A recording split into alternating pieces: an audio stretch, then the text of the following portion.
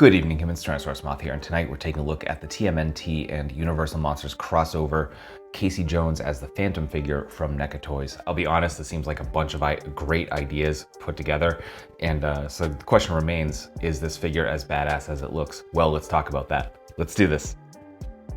Aesthetically speaking, this figure looks amazing, and again, NECA always brings it, especially with the horror stuff, but here, their design department this is next level. They combined an old school goalie uniform with a tuxedo, and it works. It's almost seamless, and just insane how well this just works overall. The colors definitely just hit with that kind of muted black, with the a little bit of red and the white. Just everything looks great, and we get just loads of texture all over here, especially on the clothing. We can see that woven texture here on the jacket, and then we get the pads of the hockey uniform with all the creases and aging and just everything you would pretty much expect to see there, and just so good all around. We even get the cleats fully sculpted and painted, so just really commendable in terms of the details here. We look at the face, they just pardon me, a perfect kind of reimagining of that Casey Jones hockey mask into something mixed with obviously the Phantom of the Opera, and just the intensity in the eyes. Just they nailed it here. Just insanely good.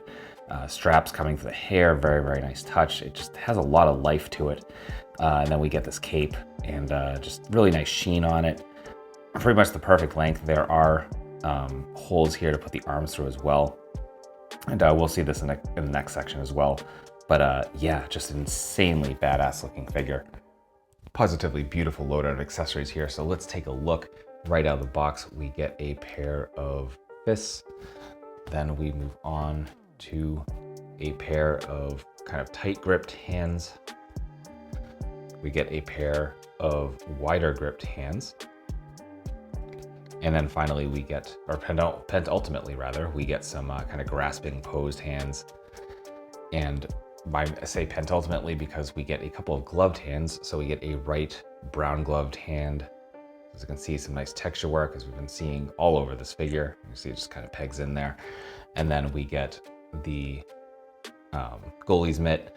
So we get the pad here with the skull and the cross here. We get some cool spikes going on here at the bottom, painted nicely. And then we see the rest of the glove, which very much matches the brown glove.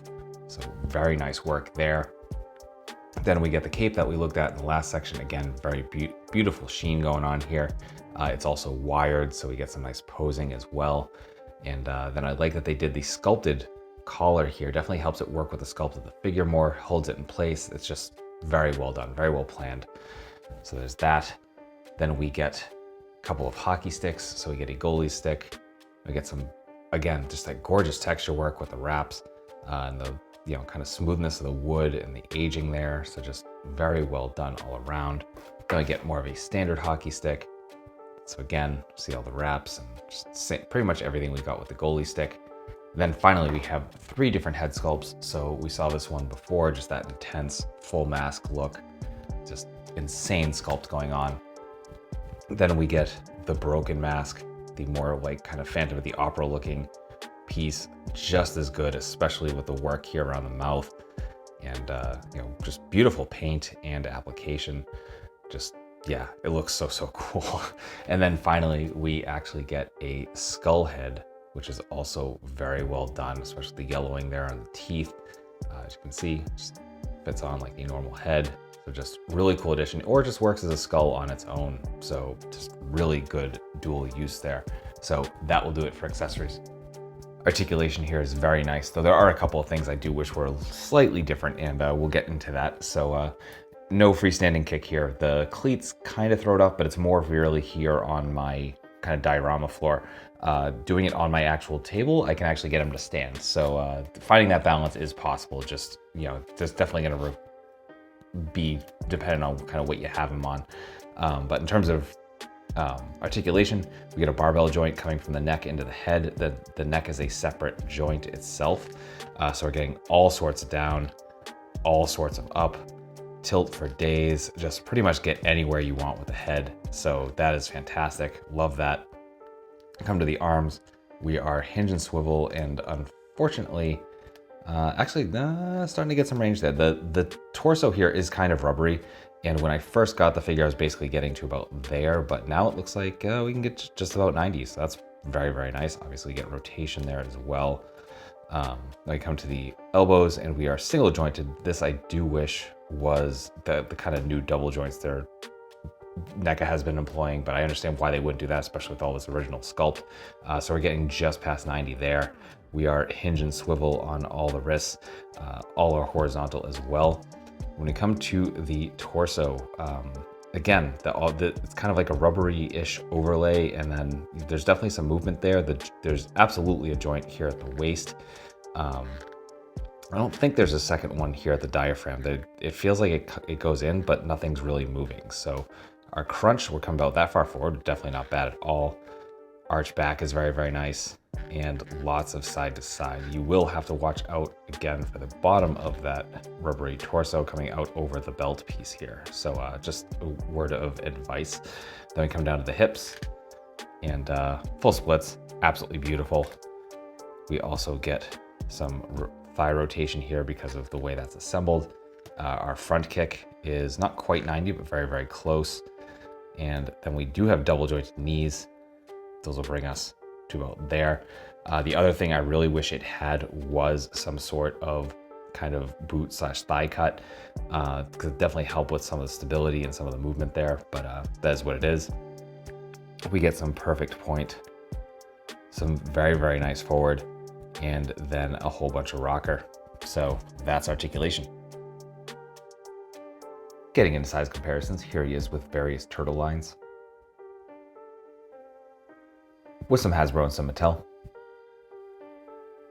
With some imports. With some monsters.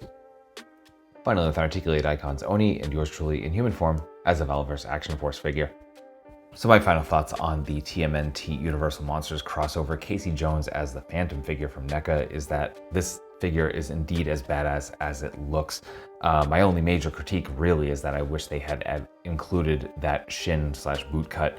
I think that would have helped the articulation a little bit, but beyond that, I mean, it is definitely a fun figure to pose. The accessories are on point. Visually, it's just stunning.